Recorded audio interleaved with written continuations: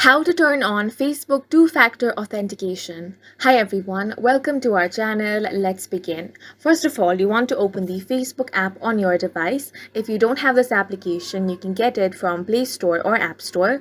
Once you have opened the app, make sure to log into your account. If you want to turn on Facebook two-factor authentication for security reasons, you want to first tap on the three lines at the top right corner of your screen. From here, scroll down and tap on Settings and Privacy. Now from this drop-down menu, select the Settings option. Once you're on your settings, you want to tap on Password and Security option. That is going to open the Account Center of your Facebook account. Now scroll down and find the option of Password and Security. You will find this on the Account Settings section. Once you're here on Login and Recovery, you have three options: Change Password, Two-Factor Authentication, and Saved Login. You want to tap on the option of Two-Factor Authentication.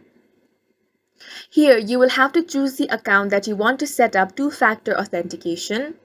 Two-factor authentication protects your account by requiring an additional code when you log in a device that Facebook does not recognize. You have three different security methods for this: authentication app, text message, and security keys.